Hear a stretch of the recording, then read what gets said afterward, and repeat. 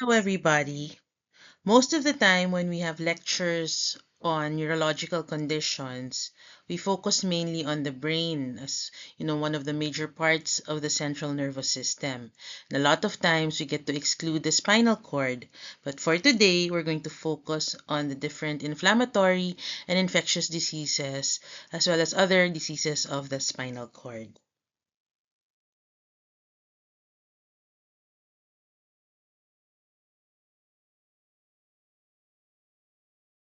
From a clinical perspective, we focus on the major ascending and descending pathways of the spinal cord. So for the descending pathways, we have your lateral corticospinal tract and your anterior corticospinal tract. And for the ascending pathways, you have your sensory systems or sensory pathways. We have the posterior columns or the posterior column medial lemniscus system and also the spinothalamic tracts. And also, very important in localization of spinal cord lesions would be the lamellations of your different tracts. So take note that for the corticospinal tract, the sacral fibers are outermost or most external, more lateral, followed by sacral, lumbar, thoracic, and cervical being the innermost. This lamellation is also the same for the spinothalamic tract, where you see that the sacral fibers are most lateral, whereas or external, whereas your cervical fibers are most medial or internal. However, for the posterior columns, it is the opposite. The sacral fibers are innermost or most medial, while the cervical fibers are most external or lateral.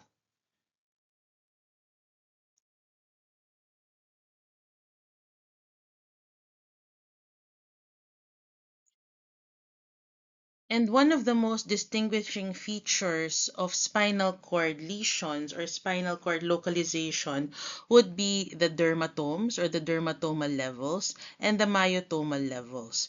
And most of the time, we know that the lesion is in the spinal cord when we have what we call a sensory level. So if, for example, there is normal sensation, let's say from C2 up to T4, and then from T4 below, there would be a decrease in the level of sensation, then you would call that a spinal level. That automatically makes you think, oh, maybe there's a spinal cord lesion. So again, the dermatomal levels as well as the myotomal levels are important aspects in spinal cord disease and localization.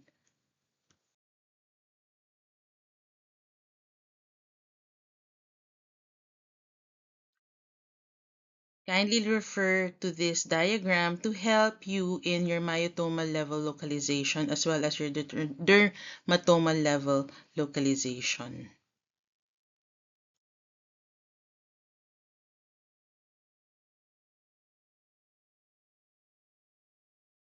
So there are also known spinal cord syndromes. In your book, there are about 8 spinal cord syndromes. So there's complete or almost complete sensory motor neuromyelopathy or the complete cord syndrome. You can also have combined painful radicular and transverse cord syndromes, the hemicord or the Brown-Séquard syndrome, a ventral cord syndrome, a foramen magnum syndrome, a central cord or syringomyelic syndrome, conus medullaris syndrome, and coda equina syndrome. We will be discussing this in more detail in the next slides.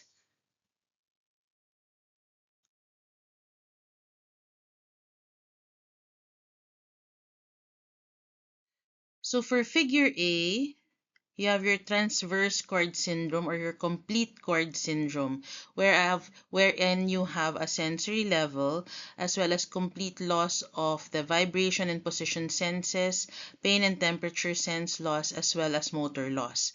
And in your hemicord syndrome, this is classic because when you have an affectation of one hemicord, you would notice that you have ipsilateral vibration and position sense loss, because remember that your posterior column decussates at the level of the medulla, And because the spinothalamic tract decussates at the level wherein it enters into the spinal cord, then you would have contralateral pain and temperature and sense loss.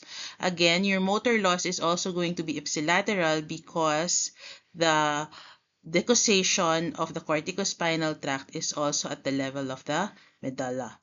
For the central cord syndrome, you can have a small lesion and you can have a large lesion. So central cord lesions are specifically manifest with dissociated sensory loss. If it's a small lesion, then you can have dissociated sensory loss over the shoulders, neck, and upper extremity.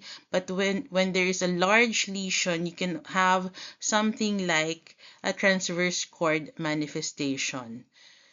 For the posterior cord syndrome, it affects mostly the dorsal column medial lemniscus system. So you would have problems with vibratory and position sense loss. Whereas for the anterior cord syndrome, you would have manifestations of motor weakness, paralysis, paresis, as well as pain and temperature sensory loss.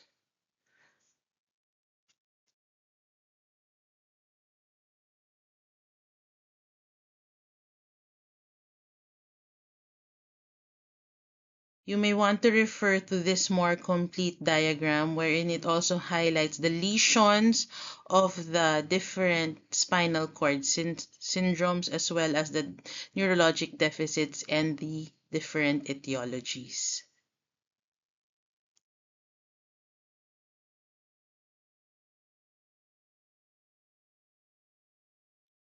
So the foramen magnum syndrome describes symptoms from compression or irritation of the structures of the brain, the upper spinal cord, and the different cranial nerves and nerves passing through the foramen magnum. You can use the mnemonic CANDES or DSCAN because the foramen magnum syndrome is manifested by the symptoms of choledysesthesia or paresthesias or abnormal sensation, atrophy of the intrinsic hand muscles, neck and suboccipital pain, numbness and tingling or dysesthesias. You can also have 11th cranial nerve palsy as well as stereoanesthesia and sensory loss in a cape-like distribution. So some manifestations of foramen magnum syndrome may mimic a central cord lesion in the sense that you can have dissociated sensory loss.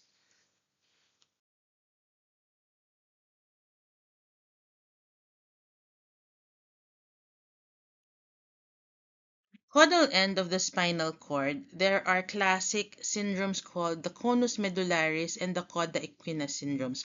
Remember that the spinal cord ends at the level of L1 and the spinal roots start at this level, and this is called your cauda equina. So the conus medullaris is more superior in location than the cauda equina. So the conus medullaris syndrome starts at the level of the of L1 and L2, whereas cauda equina syndrome is from L2 up to the sacrum. So the conus medullaris syndrome affects the sacral cord segments and the roots, and presentations can usually be sudden and bilateral. Radicular pain is severe, but there's less severe radicular pain, but more pronounced low back pain. And in terms of motor strength, because it occurs higher, no, before the roots, then you can have symmetrical motor strength weakness, and the ankle jerks can be affected. There is numbness located to the perianal area, and it is symmetric as well as bilateral. So sphincter dysfunction occurs early in conus medullaris syndrome, and impotence can also be frequent. On the other aspect, the cauda equina syndrome starts from L2 to the sacrum. It affects the lumbosacral nerve roots. The presentation is more gradual and unilateral, but radicular pain is more severe. So there's more severe radicular pain, less of back pain, and in terms of motor strength, the weakness can be asymmetric, and knee and ankle jerks can be affected. There's localized numbness at the saddle area, so this is what we call saddle anesthesia, and sphincter dysfunction presents later, and impotence can be less frequent.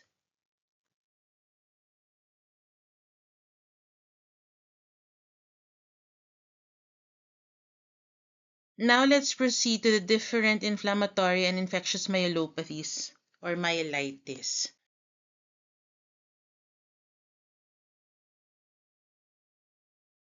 So first off, we have to define myelopathy and myelitis.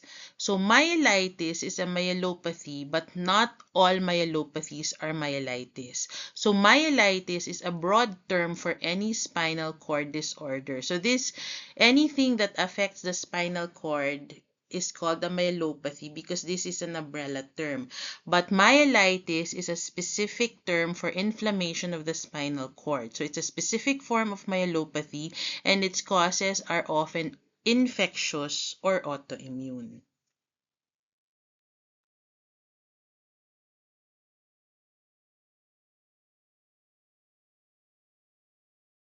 To further define terms, myelitis can be further described into poliomyelitis, wherein the myelitis is affecting the gray matter of the spinal cord.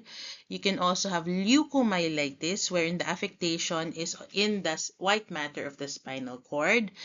Transverse myelitis affects the whole cross-sectional area of the spinal cord at one or more levels. So, transverse myelitis can be diffuse or disseminated, and it can also be described as longitudinally extensive. There is also a term called meningomyelitis, wherein there is combined inflammation of the meninges, and the spinal cord. And there's also meningoradiculitis, wherein there's combined inflammation of the meninges and the spinal root or spinal roots.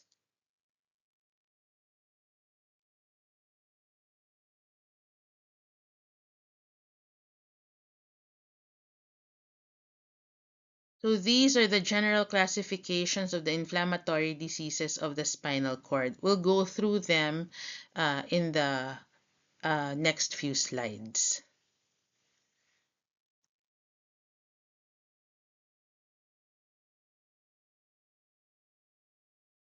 So first off, we have the different kinds of viral myelitis. So the important viruses that cause myelitis would be the enteroviruses, the groups A and B coccivirus, poliomyelitis. You also have herpes zoster, HIV, because there's so much HIV going around. Epstein-Barr virus, cytomegalovirus, herpes simplex types 1 and 2, rabies, and the different arboviruses as well as HTLV.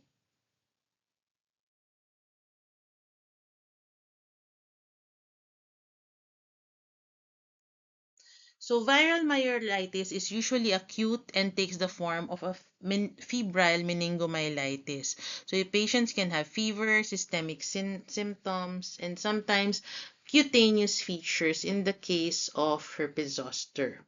So most of the time, patients suffer the effects of motor neuron infection, and some degree of improvement nearly always follow as the neurons start to recover. However, later in life, with the loss of neurons due to aging, so this reduces the number of anterior horn cells, and eventually the patients may present with an apparent increased loss of strength and muscles originally weakened by poliomyelitis. And that is why you have a lot of patients after having post-polio syndrome or after having polio, you would notice that there would be leg length discrepancy or atrophy of the affected limb. So you would see that either they limp or apparently mas payat or thinner uh, yung appearance ng affected na leg or extremity.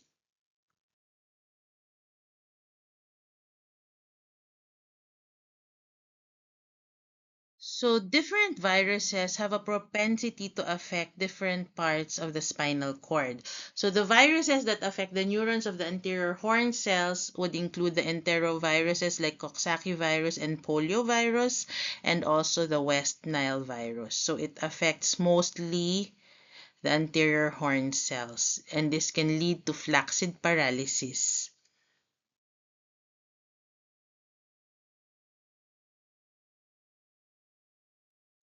There are also viruses that have a propensity to affect the neurons of the dorsal root ganglia. Very classic would be your herpes zoster. What is herpes zoster? This is the virus that causes shingles. So it loves to reside in the dorsal root ganglion, and it hides there until a patient becomes immunosuppressed or weak with weakened immunity, and then it reactivates to cause shingles.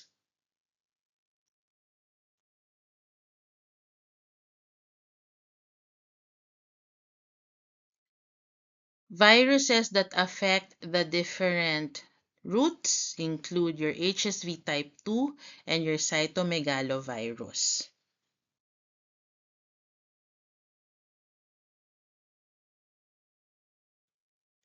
And viruses that can cause transverse myelitis include HSV or your herpes simplex virus type 1 and 2, your varicella zoster virus, your CMV, EBV, the hepatitis virus, all the hepatitis virus that you know, and also SV70.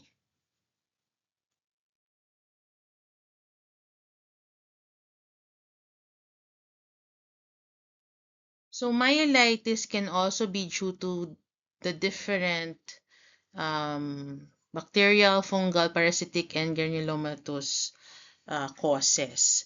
So important in this category would be the pyogenic myelitis, TB myelitis.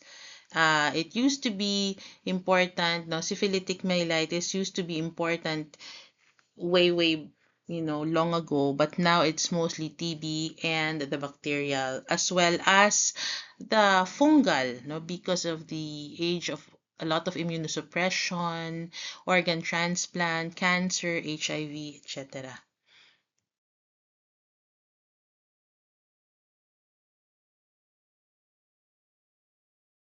So in terms of the bacterial abscesses, you have spinal epidural abscess.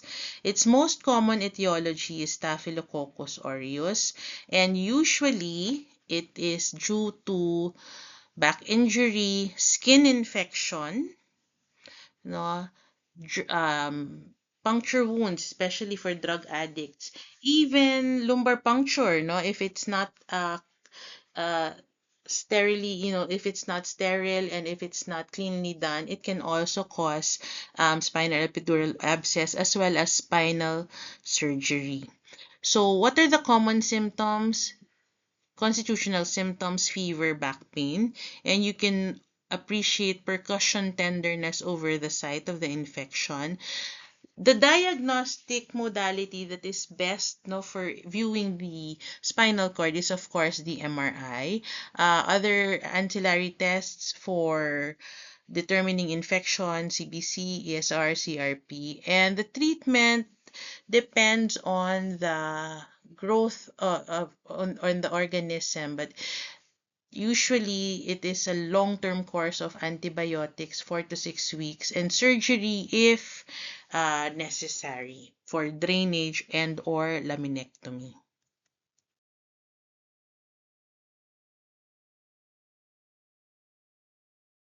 So if the spinal epidural abscess affects the epidural space, vertebral bacterial osteomyelitis affects the vertebrae.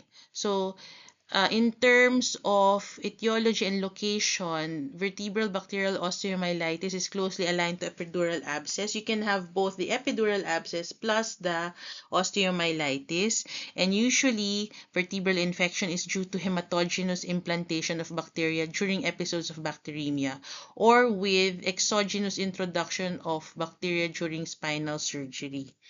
So the other sources of bacteremia include urinary tract infections, endocarditis, IV drug abuse, diabetes, immunosuppression, cancer, as well as patients with chronic kidney disease on dialysis.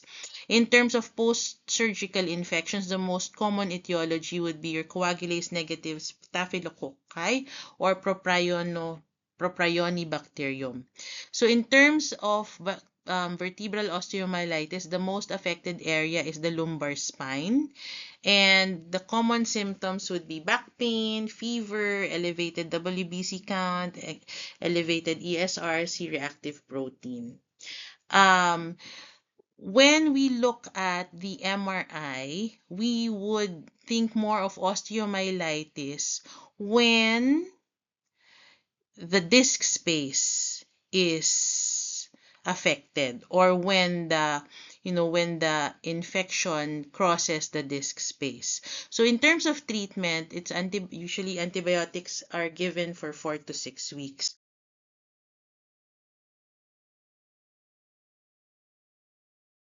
So I'd like just to show a comparison of an MRI between bacterial or vertebral osteomyelitis and metastasis, spinal metastasis. Because if you would see here, what we said that in terms of crossing the disc space, metastasis respects the disc and it does not involve the disc. But for osteomyelitis, there is involvement of the disc between each vertebra. So you can see the difference here. This is metastasis, this is metastasis, this is metastasis. Metastasis doesn't affect the disc compared to osteomyelitis.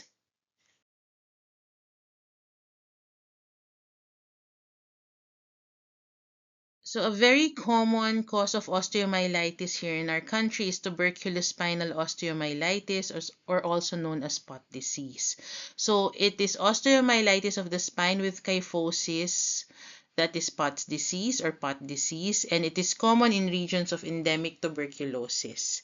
So children and young adults are most often affected, and the osteomyelitis is a result of the reactivation of tuberculosis at a site previously established by hematogenous spread. So first it spread hematogenously and then it gets reactivated. An infectious endarteritis causes bone necrosis and collapse of a thoracic or upper lumbar, less often cervical, but I have had patients with cervical Pott's disease. So again, so you have collapse of vertebral body resulting in characteristic angulated kyphotic deformity. And any degree of additional rotary instability allows the emergence of this gibbous, this gibbous deformity.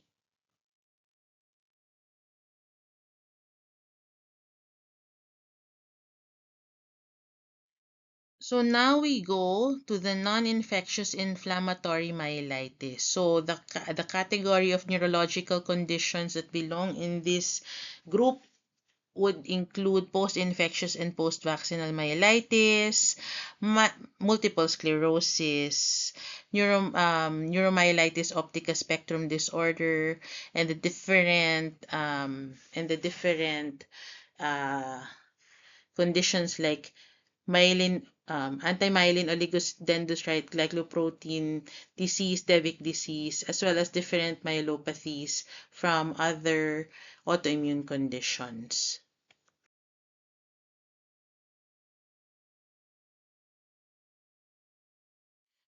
So for the non-infectious inflammatory myelitis, they usually take the form of a leukomyelitis based on either demyelination or necrosis of portions of the spinal cord.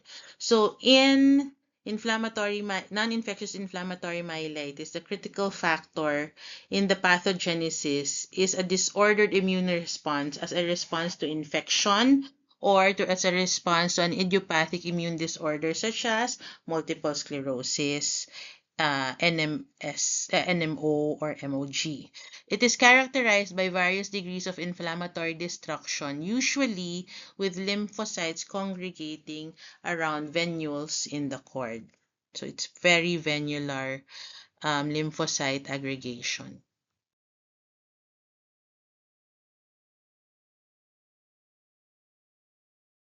Rarely there can be post-vaccinal myelitis or myelitis. So because vaccination is very, very routine, no, immunization is very routine, there is a small, very, very small percentage of patients who would have reactions or adverse drug reactions to immunization. So the characteristic features of these diseases are their temporal relationship following either a viral infection or vaccination with delayed development of neurologic signs over a period of a few days, and the phase is the course is monophasic, meaning there's a single attack with variable degrees of recovery and hopefully no recurrence.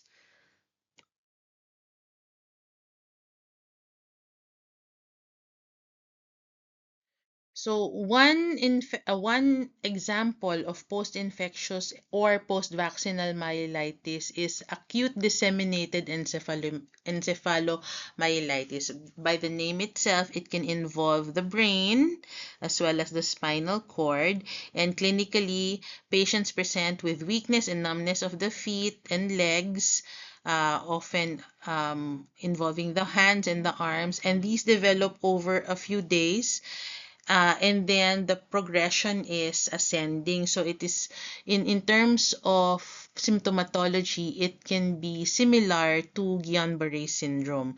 And if you do testing with lumbar puncture, the CSF contains or CSF analysis contains lymphocytes and other mononuclear cells, so lymphocytic predominance with slightly raised protein and normal glucose content. And if you do the MRI, which is the diagnostic imaging of choice, it has T2 signal abnormalities, no? And in terms of the spinal cord, the enhancement or the abnormalities can extend over 2 to 3 spinal cord levels. So this is ADEM.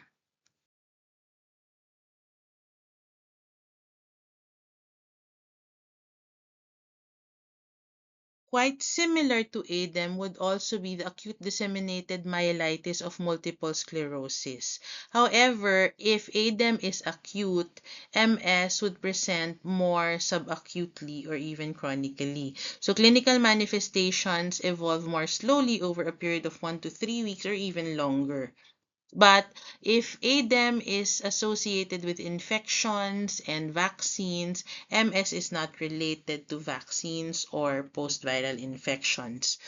And how do you distinguish ADEM from MS? Usually, the occurrence of subsequent attacks or additional lesions revealed by MRI or evoked potentials indicates that the basic illness is one of chronic recurrent demyelination. So, multiple sclerosis is a demyelinating disorder.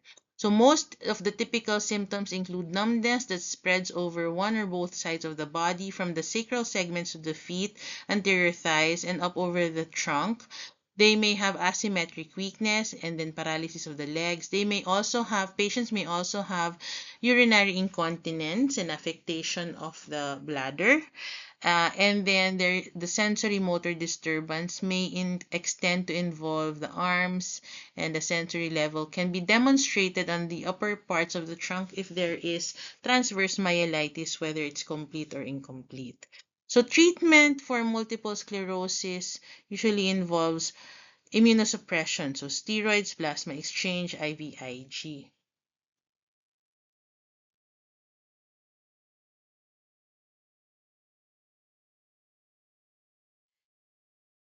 Another demyelinating disorder that is more common among Asians is neuromyelitis optica spectrum disorder. This was formerly known as Devic disease. So this condition is also a demyelinating condition, and it presents with a subacute paraplegia or quadriplegia, sensory loss, and sphincter paralysis. However, the full spectrum can also include brainstem encephalitis, optic neuritis, and partial forms of transverse neuritis. myelitis, I'm sorry. So approximately 75% of cases of NMO are associated with anti-aquaporin 4 antibodies. And NMO is more prevalent in women than in men, and a smaller proportion of patients also have antibodies against the myelin oligodendrocyte glycoprotein. So MRI is the diagnostic modality of choice for NMO. So it reveals extensive changes, no, extensive signal changes and gadolinium enhancement, and it usually occupies three or more contiguous spinal segments. So in NMO, you hear the term longitudinally extensive lesions more commonly. So the optic neuropathy tends to occupy the full length of the optic nerve, unlike the spotty changes in multiple sclerosis. And the presence of a dorsal medullary lesion on MRI is highly confirmatory of NMO. So treatment, same as MS, would be immunosuppression. So patients are given IV steroids and monoclonal antibodies like eculizumab, inebilizumab, and satralizumab.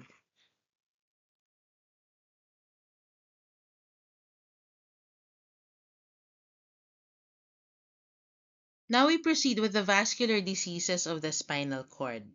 But before we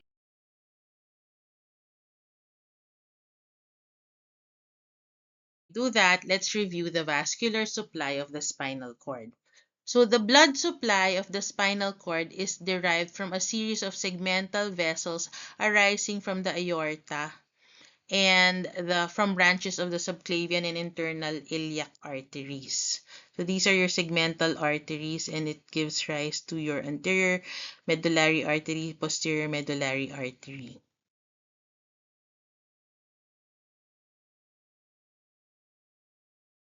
And the most important branches of the subclavian artery are the vertebral arteries. Okay, small branches of which give rise to the rostral origin of the anterior spinal artery and to smaller posterolateral spinal arteries that constitute the major blood supply to the cervical spinal cord.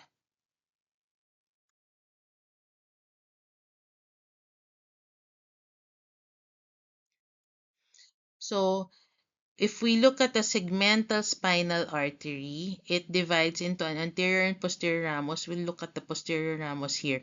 Each posterior ramus gives rise to a spinal artery, which enters the vertebral foramen and supplies the spinal ganglion and the roots through its anterior and posterior radicular branches. Tributaries of the radicular arteries supply blood to the vertebral bodies and surrounding ligaments. And there you go.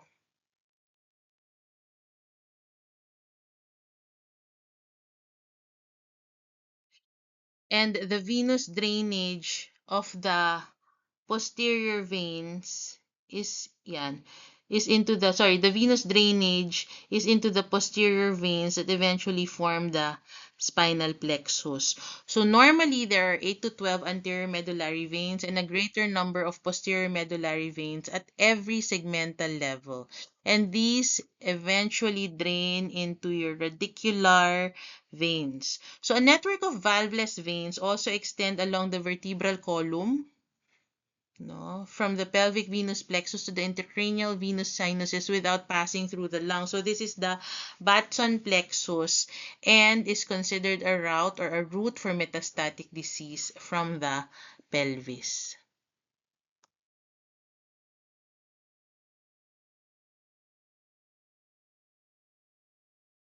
So in terms of the radiculomedullary arteries, there are three groups. There's the upper cervicothoracic derived from the anterior spinal arteries and branches of the thyrocervical and costocervical trunk. And then you have your intermediate or middle thoracic usually from a single T7 radicular artery, and it subserves T3 to T8. And then you have the lower thoracic, or the lower thoracolumbar from T10 to L1, or it's called the anterior radicular artery, better known as the artery of Adam-Kiewicz. And it supplies the lower thirds of the cord, the lower two-thirds of the cord. And the junction between the vertebral, spinal, and aortic circulations typically lies at the T2 to T3 segment.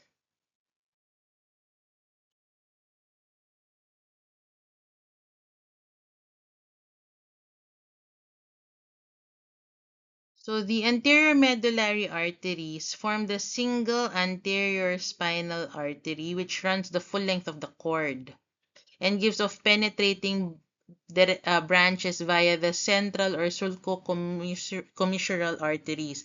These penetrating branches supply most of the anterior gray columns.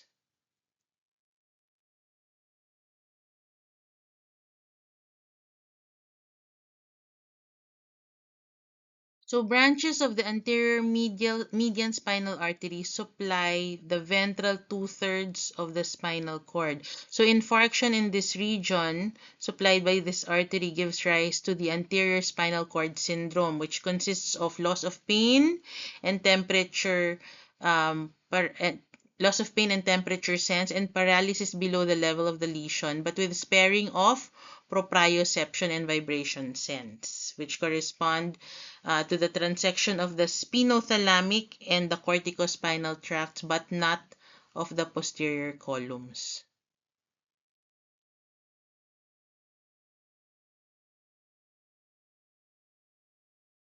So the posterior medullary arteries form the paired posterior spinal arteries that supply the dorsal third of the cord by means of direct penetrating vessels and the plexus of Peyl vessels. So within the cord substance, there is a watershed area, because look at the boundary here. There's a watershed area of capillaries where penetrating branches of the anterior spinal artery meet the penetrating branches of the posterior spinal artery and branches of the circumferential Peyl network.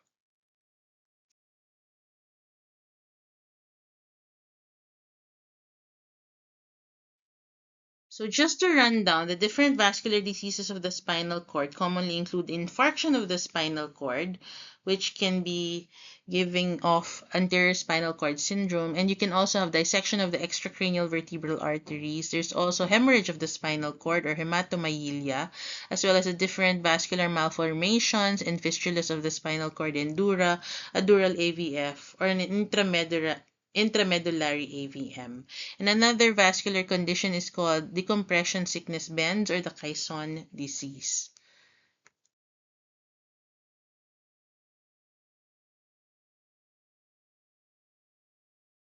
So infarction of the spinal cord usually involves the territory of the anterior spinal artery. Remember, it supplies two-thirds of the spinal cord. And it is not common. Spinal cord infarction occurs in 1.2% of all strokes. And usually the etiology is vascular. So there's disease of the collateral arteries, disease of the aorta like atherosclerosis, dissecting aneurysms, clamping of the aorta during aortic surgery, polyarteritis nodosa, and the different autoimmune conditions rarely, and also dissection of the extracranial vertebral arteries. So you can have this vertebral artery dissection through neck trauma or manipulation.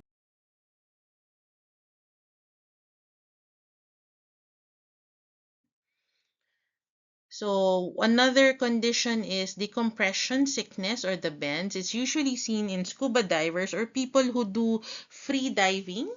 When they ascend to the surface quickly, nitrogen bubbles form in the blood vessels and get trapped in the spinal blood vessels. So in terms of neuropathology, there is ischemia of the white matter, and it can present with leg spasticity and numbness. Although I have seen presentations that are stroke-like, and the treatment, of course, is hyperbaric chamber treatments.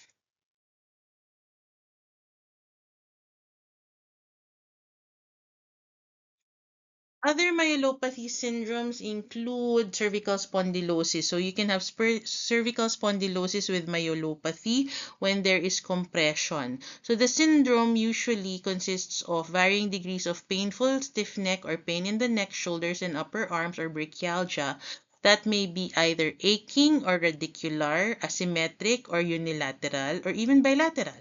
But there can also be numbness and paresthesias of the hand, spastic leg weakness with Babinski signs, unsteadiness of gait, and the Romberg signs. So if you leave cervical spondylosis untreated long enough, then there can be compression and myelopathy of the cervical part of the spinal cord. Another condition that is common that can also cause myelopathy is lumbar stenosis.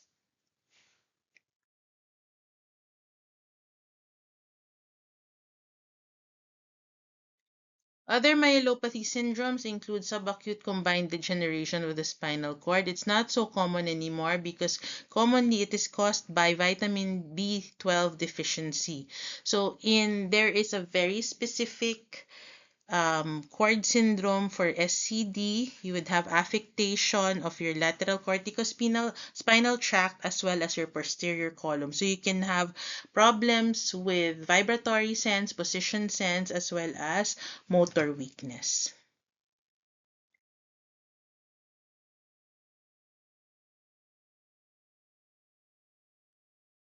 And also there is a condition called syringomyelia. So it comes from the Greek term syrinx or pipe or tube, and it is defined as a chronic progressive degenerative or developmental disorder of the spinal cord. So the typical manifestation of syringomyelia is your central cord syndrome. So it's characterized by painless weakness and wasting of the hands and arms or brachial amyotrophy and segmental sensory loss of dissociated type. So this is the cape-like distribution of numbness or dissociated sensory loss. So you can have loss of thermal and painful sensation with sparing of tactile joint position and vibratory sense. And in the hydrodynamic theory of Gardner, there can be abnormal CSF flow that is causing the symptoms, and there can be eventually cavitation of the central parts of the spinal cord. And usually this occurs over the cervical portion of the spinal cord. Most commonly, syringomyelia is associated with your Chiari malformations. So the onset is early in adult life and the presentation is insidious and progressive.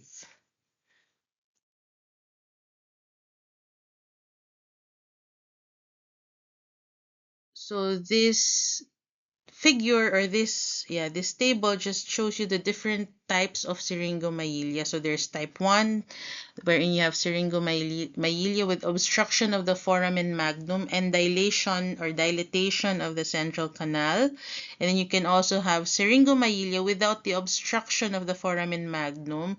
So this is idiopathic developmental in origin.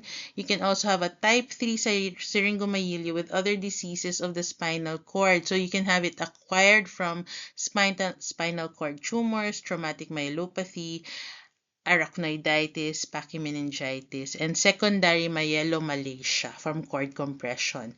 And there's a type 4 wherein you have pure hydromyelia because of this is because of abnormal development.